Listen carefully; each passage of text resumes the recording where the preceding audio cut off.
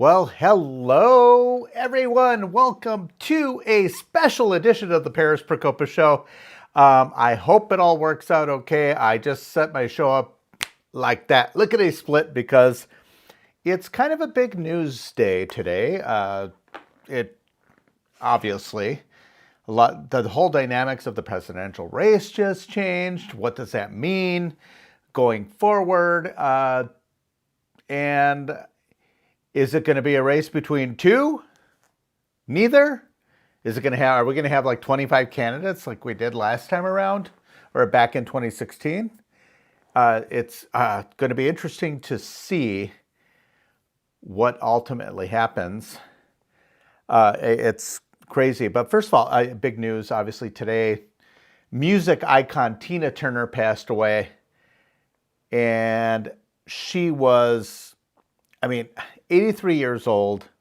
And think of all the things that she overcame in her life. And she always managed to be graceful and what have you. And I even put a post on Facebook and Twitter today. She overcame a lot in life. She had the strength, resilience, beauty, and sass. Always had sass. And above all, she had talent. She was an amazing talent. And she won't be soon forgotten. Her music will carry on. And, and those of you who are Mad Max fans, Thunderdome elections will be happening tomorrow. Bring your weapons. If you remember the movie. So anyway, just wanted to touch base on that a little bit. But obviously, the big news. We now have two major contenders for the presidency. Ron Desantis announced today on Twitter. Apparently there were some hiccups with the announcement. He did it with Elon Musk and some other people. And I watched a big chunk of it. Hello, Yorgo, how are you? My nephew from Florida. Nice and toasty Florida. So it was interesting to see. I didn't get to see it, but I listened to it and hear the conversation and everything like that. Twitter Spaces is kind of nice, but I think the thing that made it even better was not the fact that Elon Musk was allowing Ron DeSantis on his platform to be able to announce his presidential run, but it was also the fact that he invited other presidential candidates to come on as well. And that's where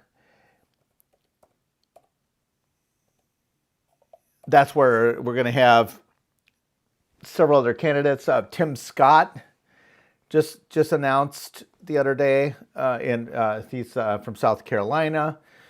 Does he have a chance? I don't know. Maybe he's running for vice president. Maybe. I don't know. Or he might. You never know. Nobody ever predicted Trump would have run away with it either. And obviously nobody predicted John McCain. Remember, he was technically left for politically dead back in 2008. And then suddenly he came out of nowhere and was able to survive the primaries, and the rest is history, and he lost the election to Barack Obama. And the reason why I brought McCain up, and speaking of John McCain, is the fact that we've got a situation here where the party is going to be very divided. So, Yanni, it's like the Greek hour. We got two Procopuses and a Demopoulos, and three Procopuses. My brother's on there too. Pericles on there, everybody. So yeah, it's the Greek hour on the Paris Procopa Show. We're talking about, and all three of them are living in Florida right now. So your governor is running for president. And how do you feel about potentially losing your governor? And it's interesting watching the dynamics. And that's one of the things that, one of the logic, a lot of DeSantis supporters are saying, well, he doesn't come with all the scandal. They aren't going after him like they went after Trump. Are you flipping kidding me? They are going to go up. And Megas Leonidas. We got the Greek hour on the Paris Procopa Show. I love this. But it's now this is funny. What are the odds? Four Greeks talking to a Greek. Um, but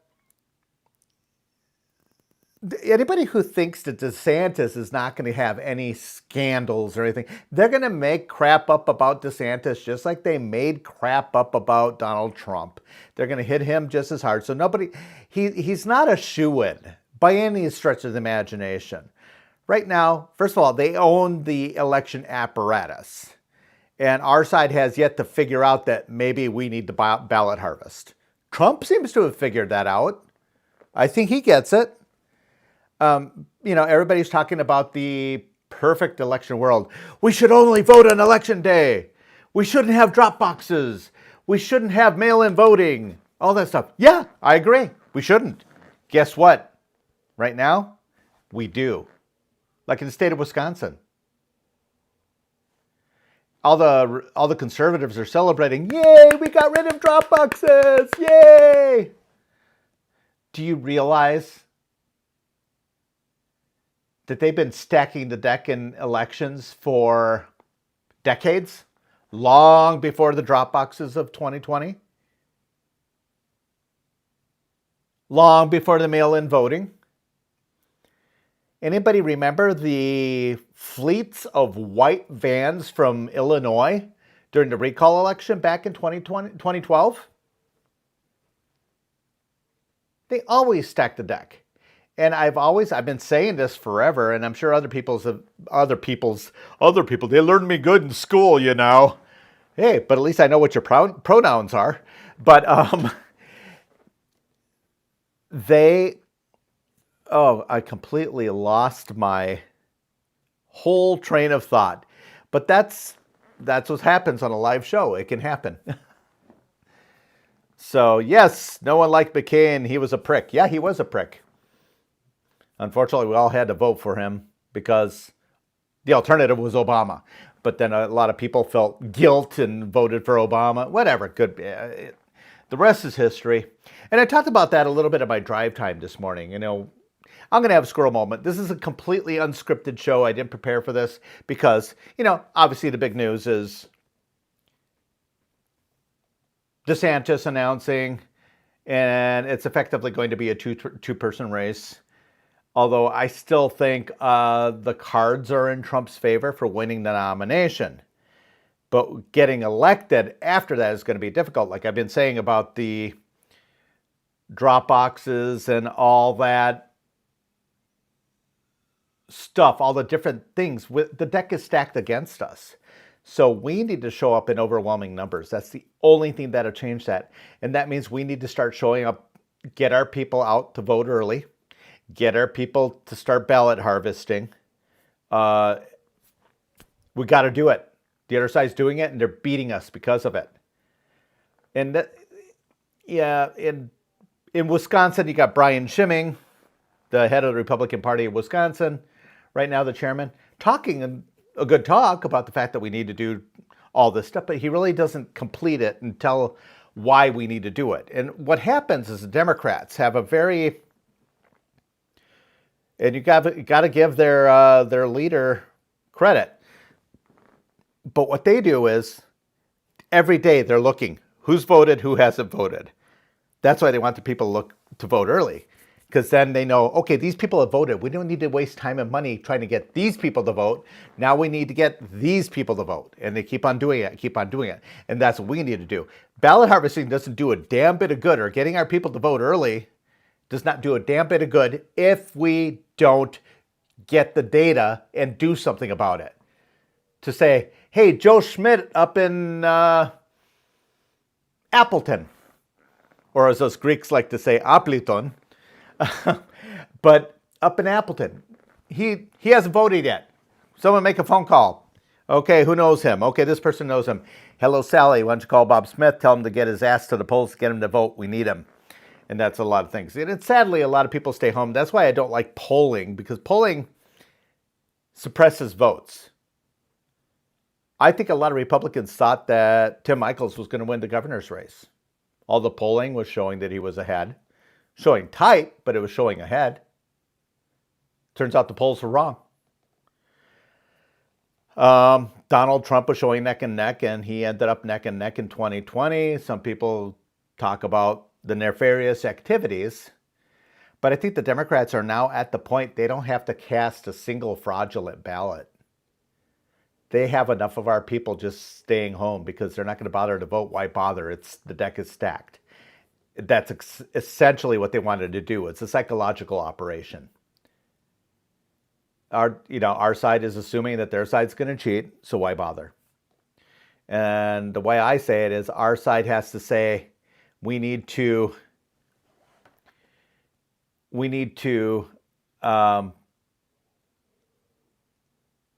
show up in overwhelming numbers, like I said before, because it's not good enough. And it's been my concern. And I wrote an article about Donald Trump, and Megas actually wrote an article about Donald Trump too.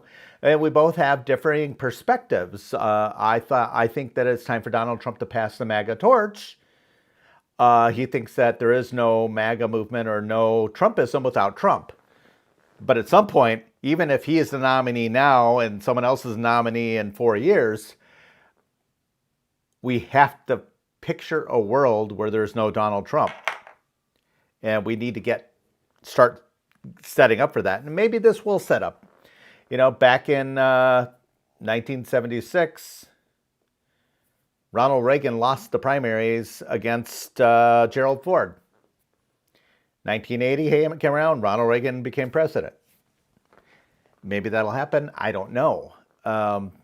But what I do know is the likelihood that Donald Trump effectively, there's a path for him to win the presidency.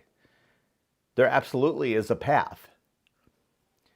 Arizona, Nevada, and possibly Georgia. If he could swing those states, he could probably win. I don't think there's a path for him with Wisconsin. I don't think Wisconsin goes red in 2024 with either candidate. That's just my prediction. Wisconsin's in shambles. The whole party's in shambles. And you can't blame Brian Schimming entirely for that because he inherited this mess, though he's been kind of part of that Madison swamp. But in the end, Ian says, yes, I put my glasses on so I could be smart instead of just a smart ass. So I think I'm all over the place tonight. It is what it is. And then, but regardless, I actually think the primaries are a good idea. People don't like primaries right now. Oh, primaries are bad. Oh, we always beat each other up in the primaries and then we never unite afterwards. Whose fault is that? 2016, they beat each other up in the primaries. Donald Trump, thank goodness, was able to win in spite of the morons who were willing to give power. And that's right, I'm talking to you Karens out there. You were willing to give the reins of power to Hillary Clinton because your candidate didn't win. Donald Trump wasn't the perfect pillar of conservatism. Well, most of us were like, okay, Trump's our guy. That's our candidate. And thank goodness we did. And what I find ironic is many of those people who refused to vote for Donald Trump in 2016, some of them even refused in 2020, although a couple of them had a change of heart, are celebrating things like Roe v. Wade being overturned. That wouldn't have been possible without Donald Trump keeping his promises. And see, I don't think any of the other candidates would have won. This wasn't a situation of Hillary Clinton was awful. She was going to be the shoo-in. Donald Trump just destroyed her. And the rest is history. I don't see anybody else going after her because for some reason, a lot of Republicans become wusses when it comes to fighting. John McCain never fought Obama. Mitt Romney started to fight Obama, did very well. I think it was in the second debate. Or was it the first? He did well in the first debate, and then in the second debate when Candy Crawley gave Obama the lifeline or whatever, and Romney punted, that he stopped fighting. Donald Trump showed he would fight. And I think that's what gives it, that's what attracts people to Donald Trump. But let's be honest, DeSantis has shown some of that fight as well. But I think we need to temper that with common sense, because DeSantis has full control of the state government in Florida. He won't have that as president. Even if he has control of both houses, he's not going to have the 2/3 majority to be able to govern in the Senate.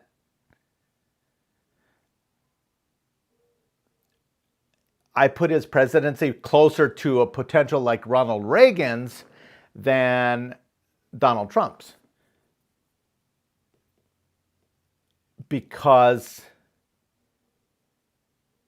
he is more of a politician, where Donald Trump was not a polished politician. In a lot of respects, he's not now. But I think Donald Trump's Achilles heel is the fact that 2016 was all about America. The people needed a change. The people needed to make America great again, that whole mantra. The problem that he's doing right now, and I have a real struggle with this, is he's starting to sound a lot like Stacey Abrams. Yeah, you got something stolen from you and blah, blah, blah, blah. Okay, first of all, you were president. You need to tell us, you need to focus on the fact that you had all these accomplishments. And he did. He had a crap ton of accomplishments with only really having 2 years of a presidency. And start talking about, that's weird, my camera's blinking at me. Oh, well, anyway, start talking about the, how would you say it, the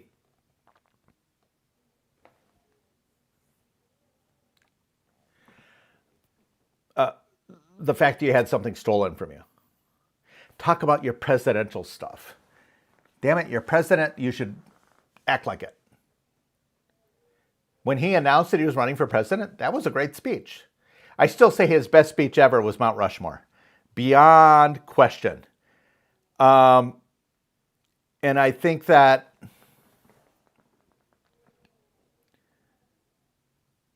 he needs to channel that energy, and I think he stands a chance. I think he's likely going to win the nomination. I think DeSantis is going to have a very difficult time doing it. But if DeSantis is the ultimate winner and it's a fair process, I'll support him. And so will many other people.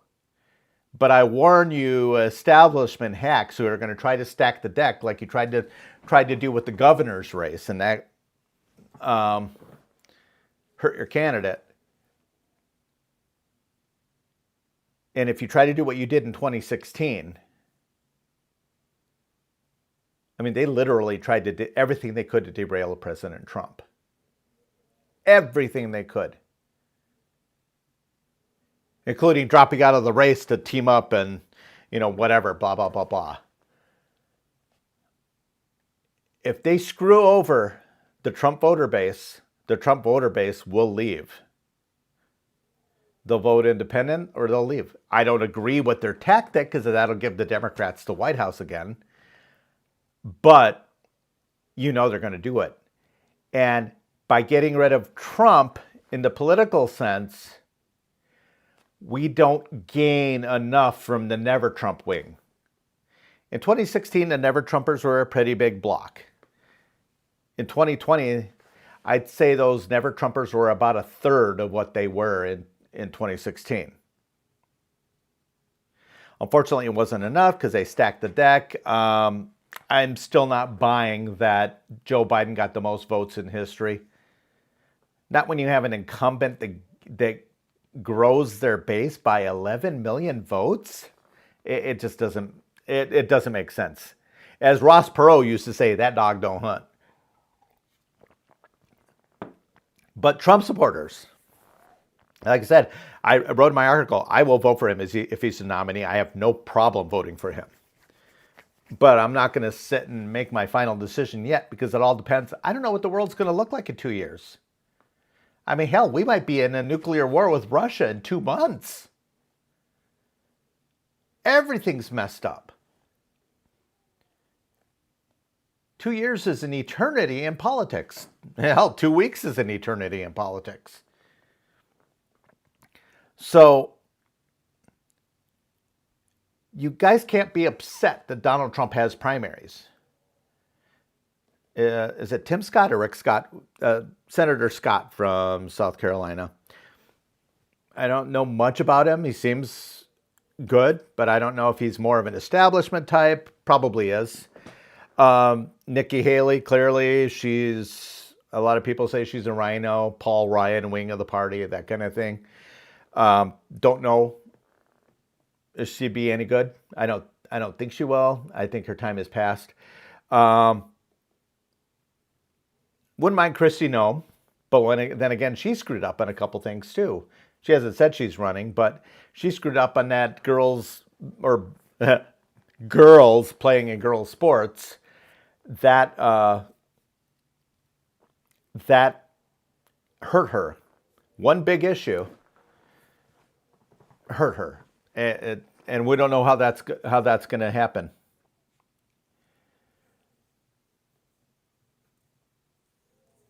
And so I don't know if she's got a chance. What's his name? Vivek Ramaswamy. I like the guy. I think the guy's got spunk. I would have no issue if Trump picked him for his VP choice. I would have no problem if Desantis picked him as a VP choice. The guy's articulate. The guy is brilliant. The guy is... he's got the same fight that Donald Trump has. He doesn't care what people think. He's just going to say it. I like him. Unfortunately, I don't think he stands a chance. Trump's the only person who was able to take on the establishment and win, in large part because he was already a celebrity. I think that helped him immensely. Everybody knew who he was and all that stuff. Now, I don't know what impact these lawsuits and stuff like that are going to have. The people who are suing, or the trials or whatever, the indictments in New York City. I don't know if they're going to hold any water or prevent Trump's candidacy. I think that's what they're trying to do. And that also motivates his base. So, yeah, I think the odds are that he's going to be the nominee. So you DeSantis supporters.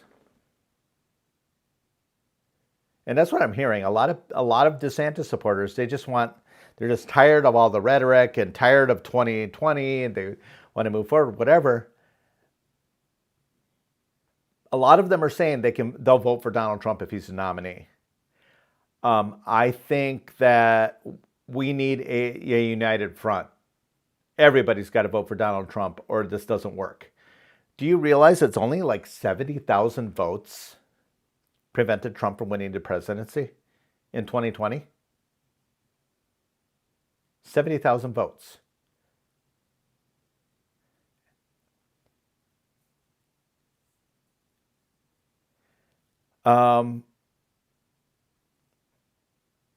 And I agree with this. Megas is saying Vivek will get a cabinet RFK Jr. And the RFK Jr. phenomena. And I talked about this in my Trump piece, my MAGA movement piece. Have you noticed the Democrat Party is kind of freaking out right now? RFK Jr. came out of nowhere. And make no mistake about it, he's kind of an environmental nut. You know, he's a little harsh. He's very harsh on his environmental policies. But he has some appeal, and there's a lot of Democrats who want to take the party back to center. And who best to do it than the heir apparent to Camelot? And those of you who don't know, the JFK administration was known as Camelot. The Jackie Kennedy phenomena, everything like that. So RFK Jr. is not JFK. I don't know if he has the same charisma, but he's talking a lot of things. He's very anti-vax when it comes to the COVID vaccines, stuff like that. That appeals to a lot of people. If he is the Democrat nominee, and let's say Trump doesn't pick him to be VP, he will be formidable as a Democrat. But the problem is he's campaigning in the center. That scares the crap out of the Democrats. Have you noticed the minute he got into the race, now the rhetoric about Michelle Obama has gone through the roof. Oh my God, Michelle Obama's got to run. We got to recruit her. She's just so amazing. And it's beyond cracking me up watching how crazy that they do. I'm waving at my camera, so because when I move, my camera moves with me if I do it. It's kind of one of those on a gimbal. Long story, nerd talk. So RFK Jr. really scares them because they don't. The AOC wing of the party do not want to take the party back to the mainstream. And I think we have a vested interest as Republicans, as conservatives, as Americans to see that we get that party closer to center again. When you look at the numbers, Bill Clinton would not have been elected today. He'd be considered too conservative. And I think history, I know some of you are going to have the hairs on the back of your neck stick up. Bill Clinton historically is being judged as more of a moderate. I would consider him the ultimate political pragmatist. He was able to read the tea leaves and adapt. Signed on welfare reform. I mean, granted, it was the third time it got to his desk, but he signed on to it.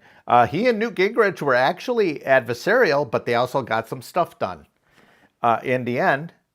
But you notice under Bill Clinton, the economy was roaring, in large part because the government passed very little.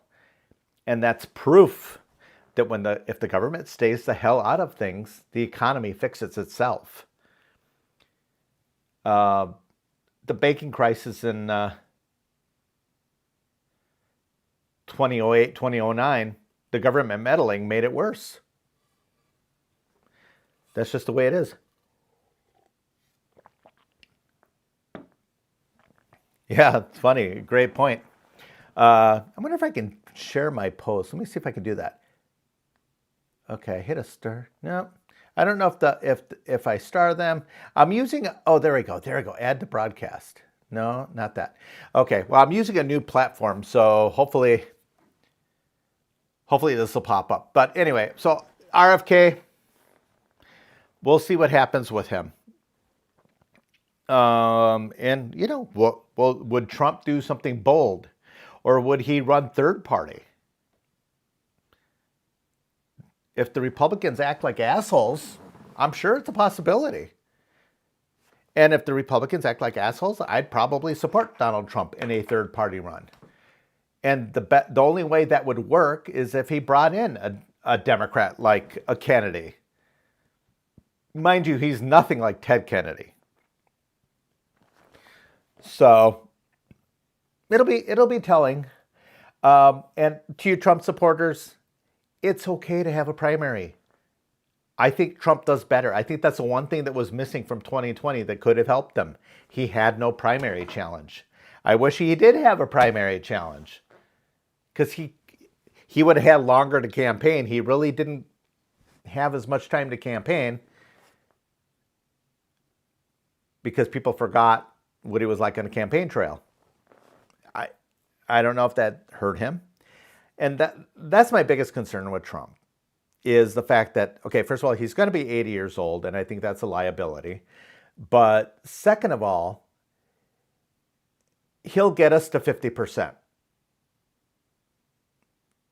of the electoral votes. And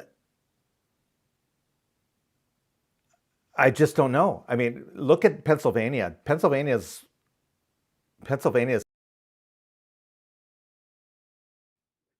we can't win with Pennsylvania and we can't win with Wisconsin. I'm making under the assumption, because I think the party apparatus is already in the tank for Ron DeSantis. And I'm saying, as somebody who's willing to take a serious look at DeSantis, but I still don't know if he's one of those neocons who has a globalist bend to him. He seems like a disruptor. But then if he's a disruptor, is the party going to allow him to win? Even if it's not Trump. Okay, they push Trump out. Do you think they're going to push DeSantis out?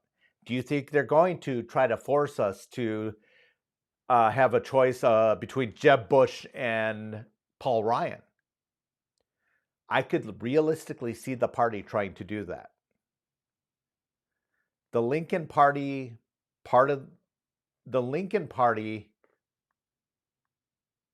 or the Lincoln, what are they?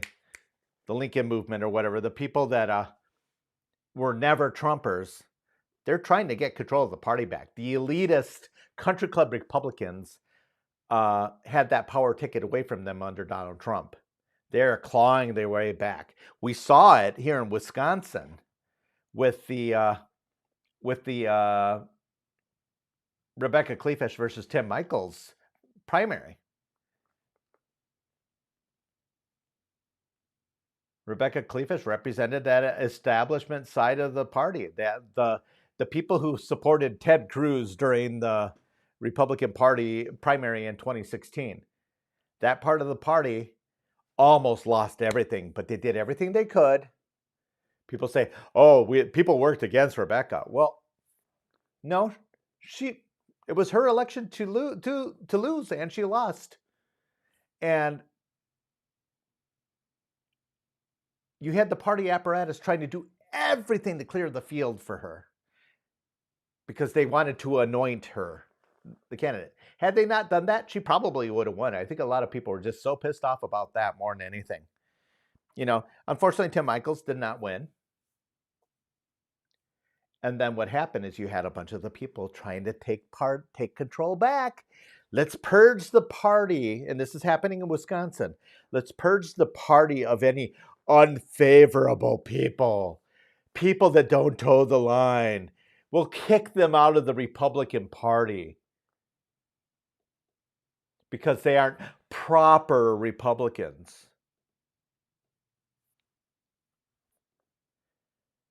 They tried to go after Terry Dietrich because he had the audacity after the primary. Oh, he had the audacity during the primary to stay neutral. And then he had the audacity to support the winner of the primary, which at that point was Tim Michaels. Oh my God, it was awful. So they tried to unseat him, tried to take his chairmanship away. And that's one of the few county parties is actually doing a good job. And we've been seeing it. It's still continuing to be seen. Luckily, that coup failed. But they tried to do it in Greene County. They're mad at the Dane County people for getting overthrown. I mean, it's a complete train wreck. I don't see the road to the White House does not go through Wisconsin. We're dysfunctional right now. I hope it turns around. I seriously hope it turns around, but I'm not optimistic.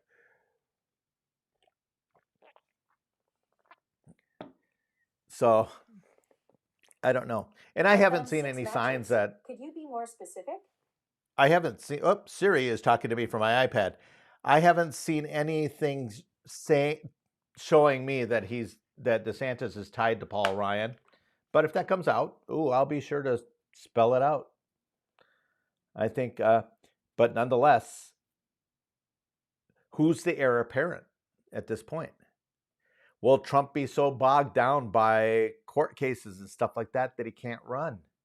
That's what they're trying to do. But it doesn't matter. We need Trumpism to remain. The pro-America, and let's be honest, the long short of it is, is the fact that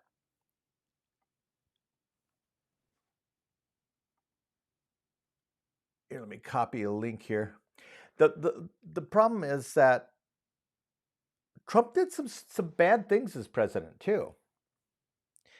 On the Second Amendment, he was not the strongest Second Amendment president. He did some things that were kind of dumb. Spending was through the roof. Now, granted, the Congress never sent him a spending cut bill. Paul Ryan screwed him on that. But I actually think he would have signed it if he had actually gotten the bill. But nonetheless, he didn't really push for it. Spending went through the roof.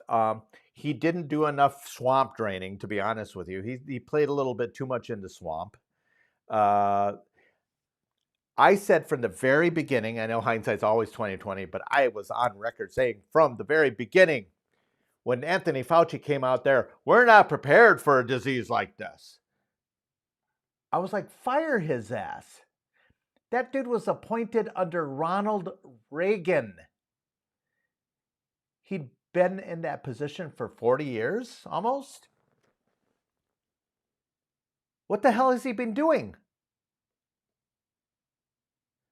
So he didn't do that. So yeah, there are things that bother me, and it bothered me when he said that the federal government should take away CNN's license.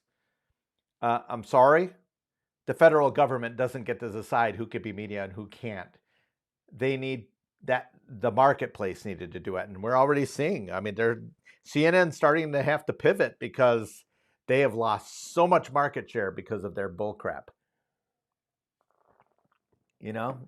And it turns out that Donald Trump is the only one who's not colluding with Russians. It turns out that everyone else is.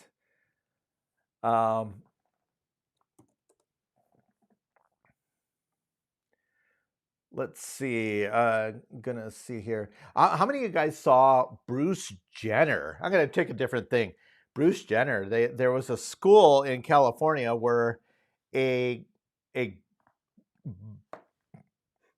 biological male was competing in a track meet with girls, a girls' track meet in high school, and literally prevented someone from being able to get to their state finals because he was there.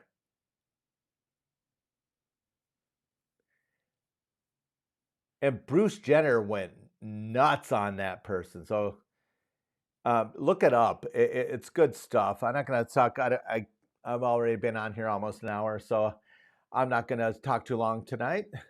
At least I said. I was only going to do like a 10-minute show. What the hell? We should see. Let's see if we can get anyone to pop on for a minute. Not for so long. Not for too long. But there is something I do want to talk about. It was very interesting. I posted this on Facebook a few days ago, and it was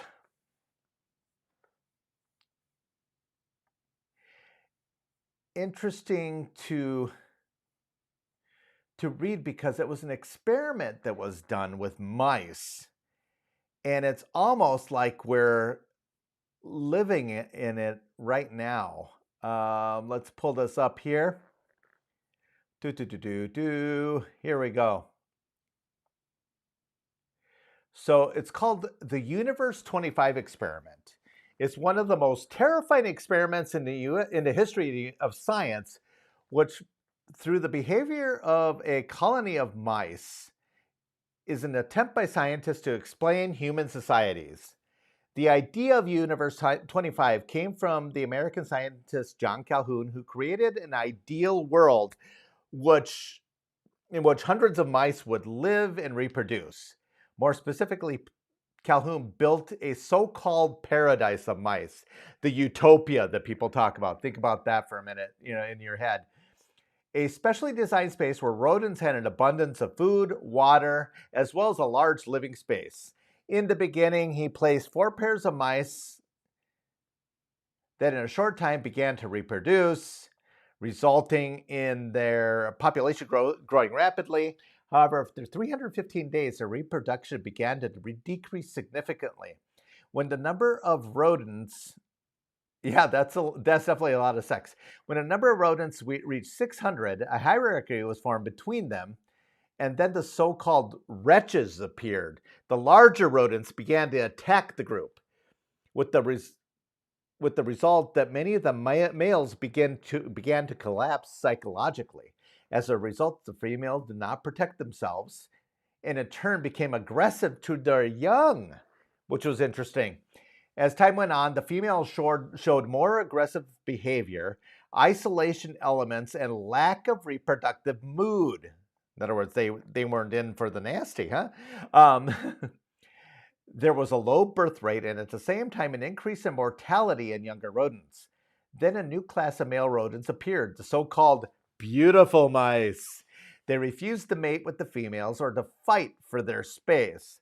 All they cared about was food and sleep. At one point, the beautiful males and isolated females made up the majority of the population. According to Calhoun, the death phase consisted of two stages, the first death and the second death. That makes sense, I guess. The former was characterized by the loss of purpose in life beyond mere existence. No desire to mate, raise young, or establish a role within society. As time went on, juvenile mortality reached 100%. Reproduction reached zero. Among the endangered mice, homosexuality was observed, and at the same time, cannibalism increased. So more Jeffrey Dahmers, folks. Despite the fact that there was plenty of food, 2 years after the start of the experiment, the last baby of the colony was born. By 1973, he had killed the last mouse in Universe 25. Calhoun repeated the same experiment an additional 25 times, and each time the result was the same. His work has been used as a model for interpreting social collapse, and his research serves as a focal point for the study of urban sociology. Look at the parallels in today's society. Weak, feminized men with little to no skills, no protection instincts, overly agitated, aggressive females with no maternal instincts. We're starting to see an increase in all of this.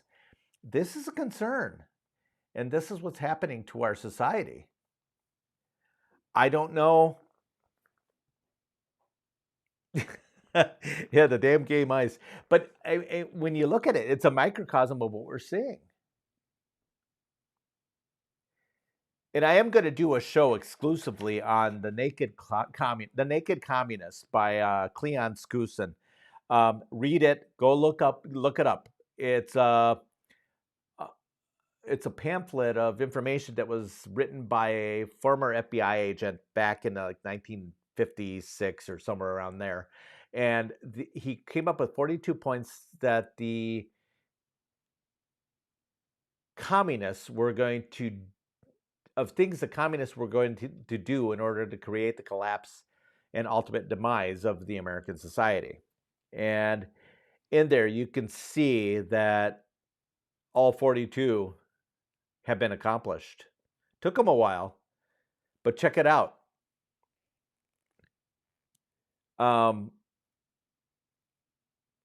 We're seeing that. This is all by design. Why are we giving, and that's a topic for another show as well, probably another article. Why are we seeing the transgender movement getting so much traction when they account for literally like 1/10 of 1% of the population? But we have to change our whole lives to accommodate them? I mean, if you're an adult male and you want to chop off your junk and call yourself a female, more power to you. You go do you. I don't care. I don't need to have it forced down the throats of society that you want to be a female. You do you. I don't want to pay for it. And if I don't have to agree with it. Like I said, you're free to do what you want. But now they're doing it to children. And that's a problem.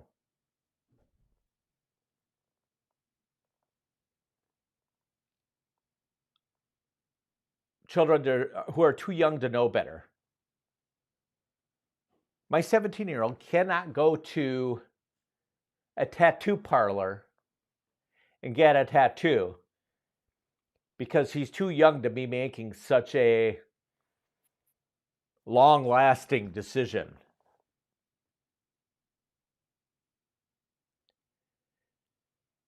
But yet, if he wants to go chop his junk off and go on hormones for his changing his gender, according to today's standards, he'd be allowed to do that. Believe me, I'd rather he get a tattoo. But there's a story of it was a young lady, and her name's escaping me. I am going to have her on my show sometime soon. She went through this. She started transitioning when she was 12 to be a boy. Started taking hormones and all that because her parents were duped by the doctors. Oh, she's going to kill herself if you don't do this. And lo and behold, when she was 15, she had a double mastectomy. Bad enough that the hormone replacements, that screwed her up to begin with. Double mastectomy. And go figure. She's now an adult. She's 19, 20 years old, and she regrets her decision. She is now presenting herself as a female again. She was groomed and lied to when she was young. And this is not an exception. This is a rule. This is happening all over the place, especially states like California and stuff like that. And it's a problem. And these boys participating in girls' sports. Look up Caitlyn Jenner's.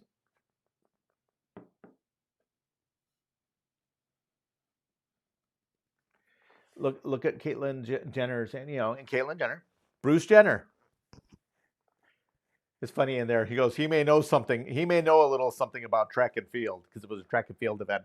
Of course, Bruce Jenner, when he was in the Olympics, won the decathlon. Phenomenal athlete. I actually heard, I was at a software conference in Las Vegas, probably 10, 12 years ago. And he was the keynote speaker. And he was just this phenomenal, inspiring speaker. This was before he did the whole transition thing. But once again, he was an adult when he made that decision.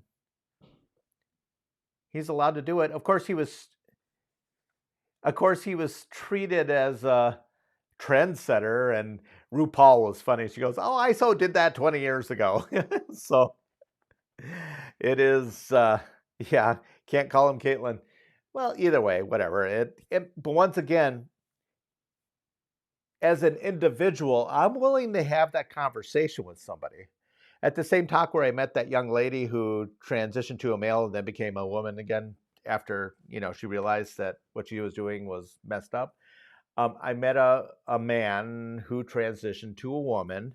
He did it when he was 31, I think. And I applaud that. I'll have that kind. If he wants me to call him she, fine. But you can't force society to do it. That's the difference. When you have an exchange of ideas and you agree to something, that's fine. But she also said that, and I'm willing to call her she, because she asked me to, and I agreed to it. Do I see that person as a real woman? No. In the end, biology prevails, and there are still those darn Y chromosomes, but she's happier because of it. More power to her. Whatever. But she also is championing the fact that children should not be groomed like this. So, once again, we can agree to disagree on lifestyle choices, but we have common cause. And I think that's what we got to do more and more as a society. We got to find that common cause. Do I give a crap if someone's gay? No. I drive a Subaru, so I guess that makes me a lesbian. But That's because I like girls. But in the end,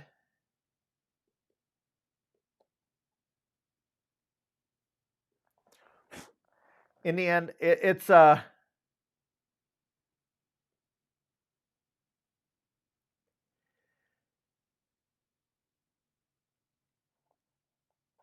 stuff shouldn't matter. We can find a common ground.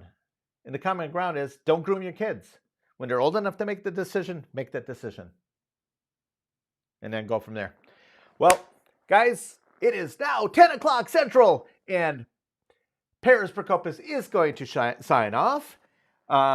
Every once in a while, you can catch me in the car doing a morning show. I call it Paris Prokopis on the go because I head into work every morning, and I've got about a 40-minute commute. And it's important that I go into work because millions of people on welfare are depending on me. So, guys, yeah, this has been long-winded. I was just going to talk about Desantis, but I got another tangents. Thank you guys for watching and listening and interacting a little bit. I'm getting to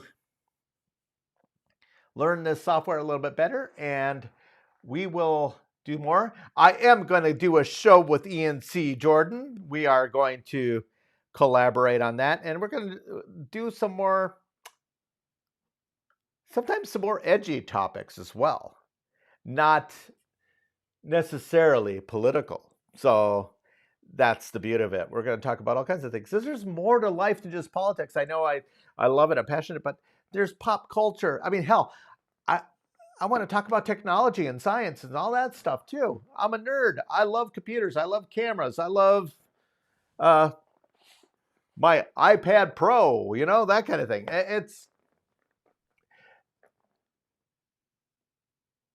We got to get out of this rut of the extremists controlling our country so we can get back to having dialogue with people, where we can all meet at the town square. The platia, as the Greeks call it. And I do have to say, this is probably my most interesting show ever. 5 Greeks. What are the odds of having 5 Greeks in one show? And of course, one Greek by injection. My sister-in-law, Lori, was watching for a while there too.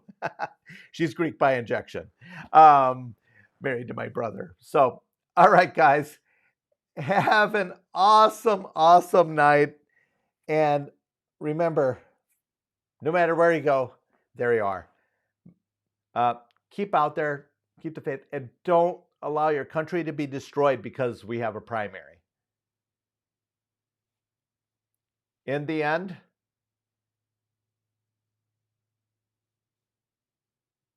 most anyone is better than the alternative. And mark my words, Joe Biden will not be the nominee, and neither will Kamala Harris.